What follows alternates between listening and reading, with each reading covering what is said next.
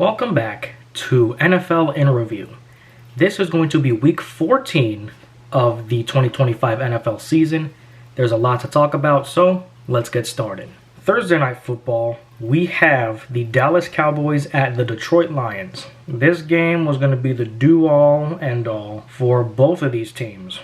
Reason being is because if Detroit lost this game, I think they probably would have been eliminated from playoff contention. No, they probably would have just lost the division, but they still lost the division anyway. I think both these teams, their playoff, one of these teams, their playoff chances were going to be significantly low of them being able to make it. In lieu of Detroit being at home, I started Jared Goff this time. I know I told you guys Patrick Mahomes was my starter for fantasy. I also have Jared Goff. So I started him, and I got massive points for that. So that was going to be good. As far as Dak Prescott goes, as much as I don't like it, that team looked pretty good, even though they did lose. They were on track to win that one. So it was going to be 7-5-1, but 6-6-1 is going to be that score right there. And we shall look at the highlights right now. Brandon Aubrey's best field goal from historical 60-something yards. Jahmyr Gibbs' best plays from 3 touchdowns. DJ Reed's late fourth quarter strip pick sense. Ryan Flournoy's best catches from 115 yards. Al-Quadin Muhammad devours Prescott. Jahmyr Gibbs used nifty move to gain extra. So it was mostly the battle of the running back. CeeDee Lamb's best catches. Jahmyr Gibbs. It's all about Jahmyr Gibbs. They utilized him a lot in this game, apparently, because there's a lot of highlights from him. All I want to say is congrats to the Detroit Lions for winning this game against the Dallas Cowboys at home. We go to the Sunday night games now. Washington Commanders at the Minnesota Vikings. If you guys remember last week, the Minnesota Vikings got shut out by none other than their former quarterback, Samuel Darnold. And this week, the Minnesota Vikings have turned it around. They have shut out the Washington Commanders. And now, from what it looks like, the Washington Commanders have been eliminated from playoff contention. So they have been eliminated to being in the playoffs. They're not going to be there. It's been a rough season for Jaden Daniels as far as injuries go. Here's one thing I don't get. I feel like Dan Quinn is so eager to see Jaden Daniels back, as am I. If he's not healthy enough to play, you should just keep Marcus Mariota in there for the time being until Jaden Daniels heals. But Dan Quinn was like, no, we got to get him on the field now. Get him on the field now, as soon as possible. Are you cleared? Okay, come on, get out there. Because I feel like at this point he does not like Marcus Mariota and how awful the team did. With Jaden Daniels, he had a great rookie season last year, and I've said this every single week. Starting Jaden Daniels when he's not fully ready, because he got injured again. He wasn't fit to play. So that's why Washington didn't score anything. And I feel bad because this team made the NFC Championship last year. It just stinks knowing that this team that was once on the highest of highs, almost, have now gone to the lowest of lows.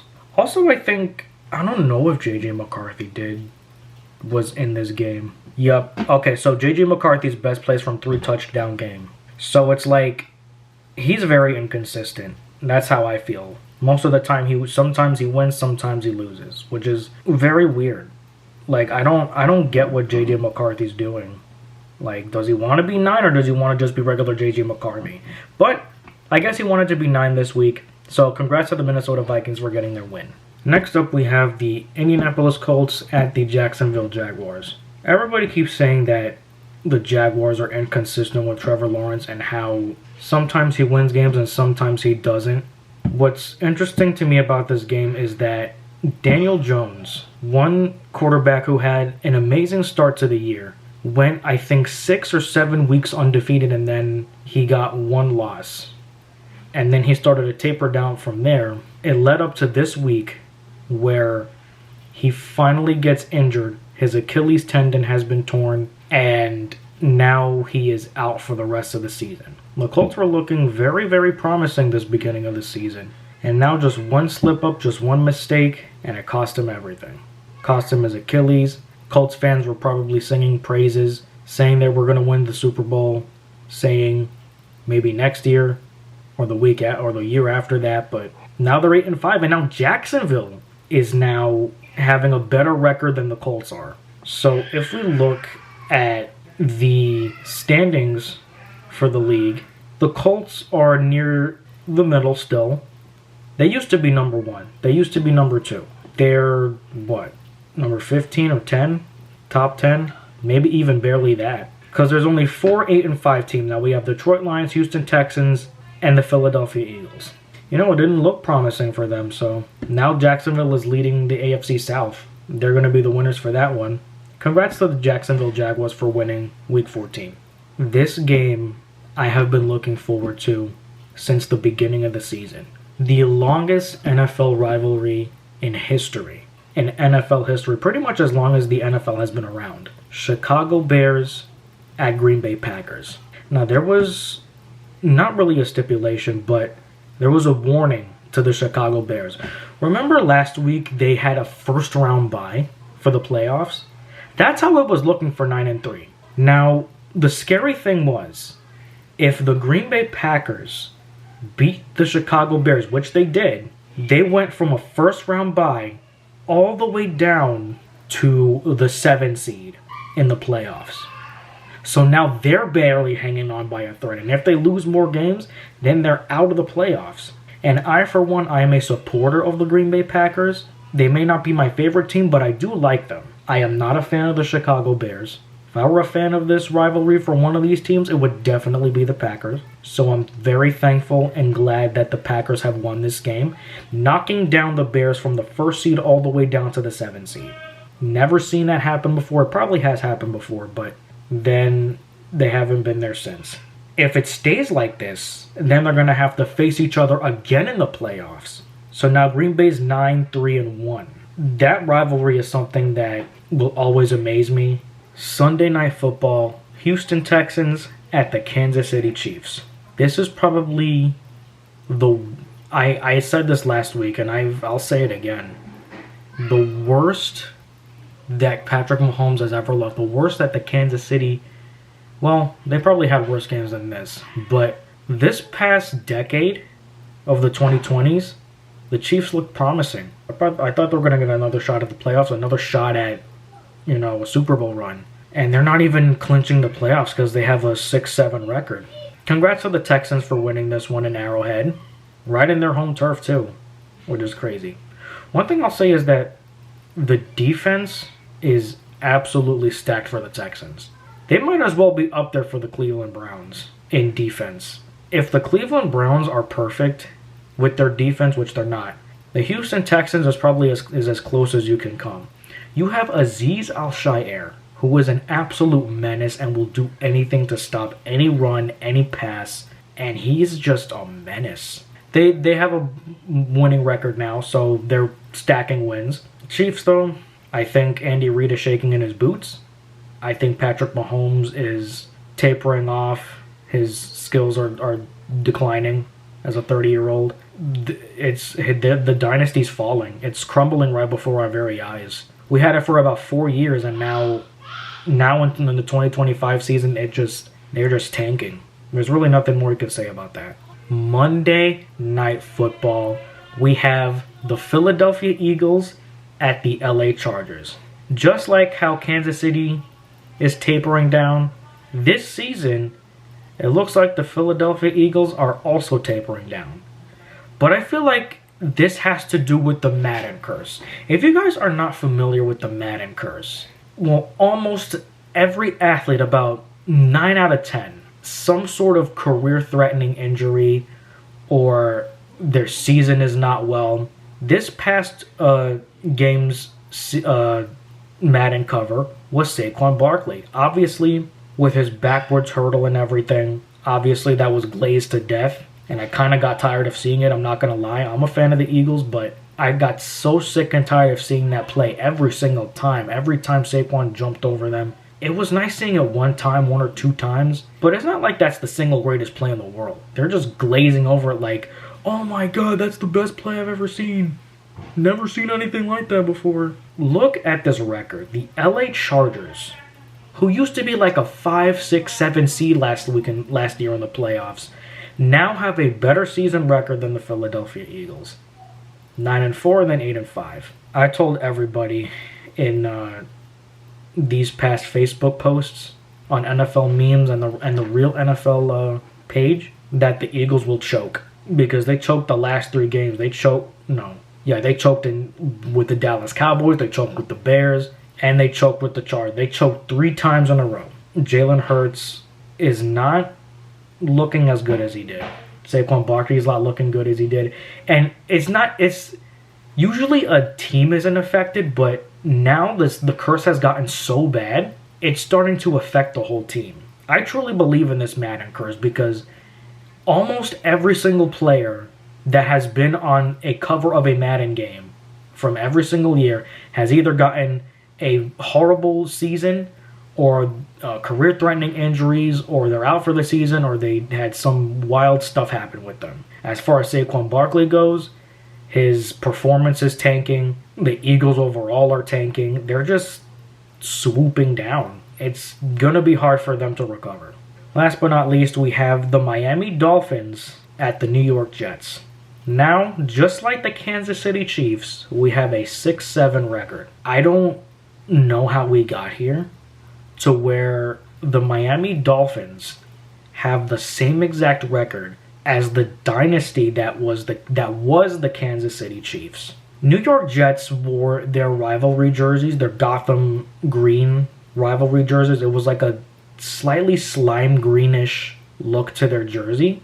Their font on the numbers looked nice.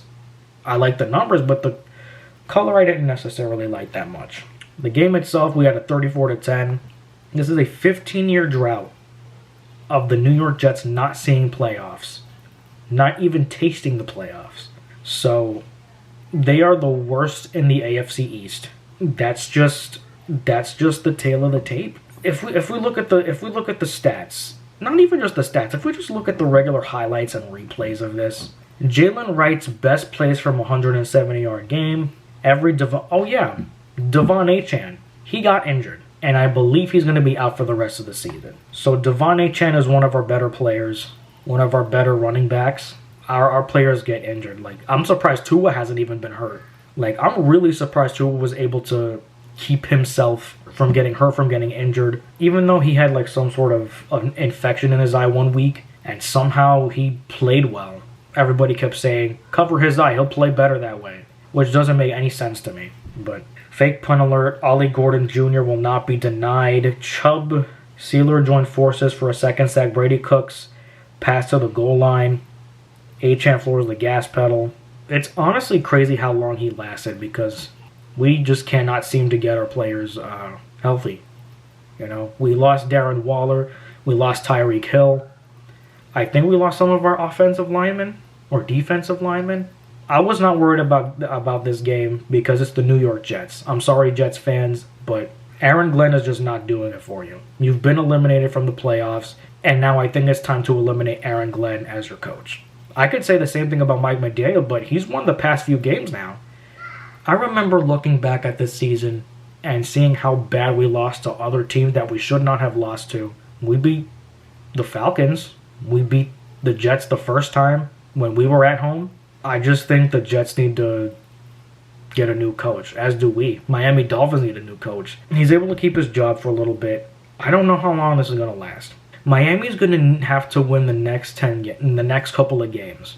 They're going to have to win the next 4 games if they want to see the playoffs, and I don't think that's going to happen. You know, Dolphins might lose to Pittsburgh next week. We got the Pittsburgh Steelers next week. We got Aaron Rodgers. Or do they have Mason Rudolph? Did the Steelers played this week, but they played against the Ravens, so they faced their divisional rival. Lamar Jackson drops a pass. This is just a small little thing. Yep. So Aaron Rodgers did play that one. So we're going to have the Pittsburgh Steelers next week for Week 15. And this is the last week of any bye teams. And the bye teams were the New England Patriots, the New York Giants, the Carolina Panthers, and the San Francisco 49ers. So for the next coming weeks, I'm All teams are going to play because every team has had their bye now. So now for the rest of the season, all teams are going to play, which is going to be exciting. Dolphins and Steelers is going to be the Monday Night Football game. Dolphins at Steelers. So Steelers are going to be at home, and then we're going to be the visiting team. I do not know how this is going to go out. I feel like that's a toss-up. We have 6-7, they have 7-6. So that's going to be a toss-up. The Dolphins win that one, we will match their record. We will both have 7-7. And here's the thing about the Steelers, too. They managed to clinch the playoffs. Not clinch it. I shouldn't say that, but if the season ended today, the Steelers would be in the playoffs. And it makes me mad that the Steelers keep wasting this playoff spot. Because any other team should have been there, like the Ravens. The Ravens are not in the running anymore. I mean, they haven't been eliminated, but they're very close. They're very close to getting eliminated. Here are the two. Okay, I'm going to tell you the teams that have been eliminated from playoff contention. Atlanta Falcons, the Arizona Cardinals, the Cleveland Browns, the New Orleans Saints, the New York Jets like we talked about, the Washington Commanders like we talked about before, the Las Vegas Raiders, the New York Giants, and the Tennessee Titans. Those are all the teams that have been eliminated from playoff contention. The Bengals are the very last team that are hanging by a thread that are still eligible.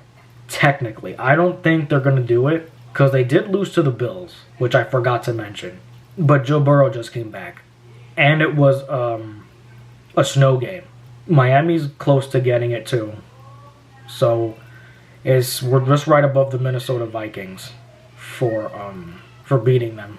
We're going to have to win these next few games. We're going to have to win all of them if we're even going to have a shot. I don't think we're going to make it. I think other teams are going to clinch that bye, but I think we're going to match our record this year. I think we're going to be 8-9 again. Or at the very best, we're going to be 9-8. Other than that, we don't have a shot. And it hurts to say that because that's my team. Obviously, you want to see your team win. From the way it looks, it's just not going down that way. We're just right above the Minnesota Vikings and the Cincinnati Bengals. And somehow Miami did a lot better now. I think they're on how many win streak they have? A 4-win win streak, so they won 4 in a row. That's who we got. We beat the Falcons, we beat the Bills, we beat the Saints, and now we beat the Jets. Steelers is going to be tricky.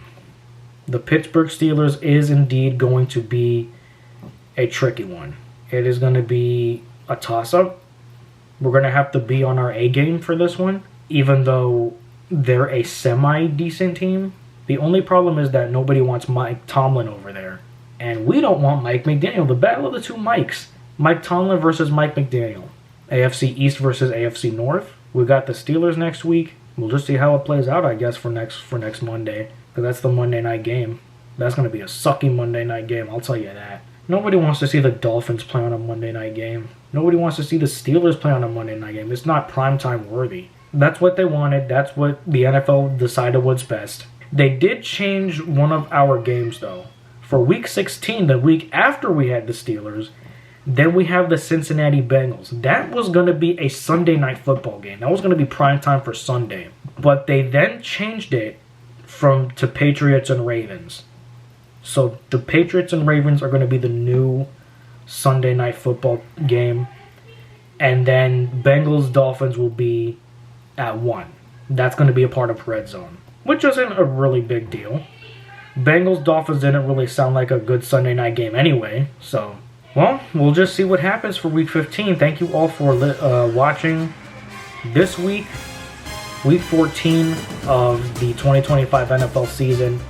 Come back next week for Week 15, and I'll see you all next time.